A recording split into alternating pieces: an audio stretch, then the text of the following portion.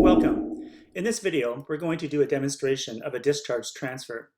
This would be done, for example, when you're discharging a patient from the hospital, but admitting them to another area such as rehab. This is done through the same discharge plan that you would do when you're normally discharging a patient from the hospital. It can be accessed through clicking the discharge button at the top of the navigation bar, or once again, it is best done by going through your discharge summary in your patient documentation. I'm going to go ahead and select documentation and pull up a discharge summary for this patient.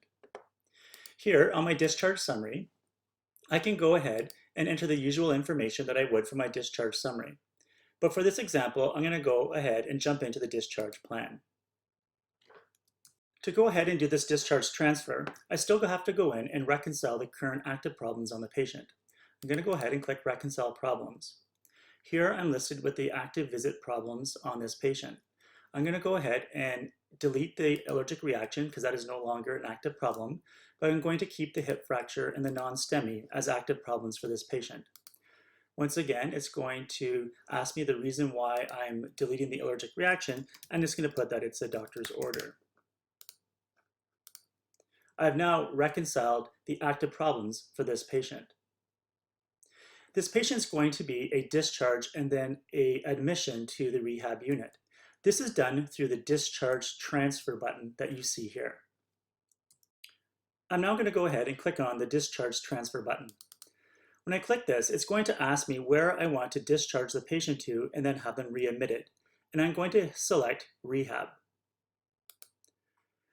When I select Rehab, it's now going to bring me into the Discharge Transfer order routine. This will look very familiar, as it's the same managed transfer type of routine you would do when you were to discharge a patient from the hospital. We need to go through and reconcile the home medications for the patient, as well as any active visit medications that were active on the patient while they were in the hospital. By doing so, we will reconcile the home meds and the visit medications so that when they're admitted to the rehab hospital, or rehab part of the hospital, they will have a reconciled list of what is to be continued and what is to be stopped. For this patient, I'm going to go ahead and continue their atorvastatin when they get admitted to the rehab unit. I'm going to continue their metformin, but I'm going to hold the Coumadin. For the medications that I gave while they were in hospital, including the Dilaudid, I'm going to go ahead and stop that. And I'm going to go ahead and stop the Ondansetron that I had given them while they were admitted to the floor. This way, when the patient's admitted to rehab, they're no longer going to get these two medications that I had been giving them on the floor. What I'm going to do is now go into this Add New button that you see at the top tab. This is where I'm going to add the new orders to admit the patient to rehab. I'm going to click on Add New, and it's going to bring me a search box where I can look for an order set to admit the patient to rehab. I'm going to type in rehab to pull up the rehab admission order set. When I click on this, it's going to bring up the order set that I can now fill out. I'm going to admit this patient to rehab. The attending provider is not going to be me, but it's going to be Dr. Maloney, who's accepted the patient on the rehab unit.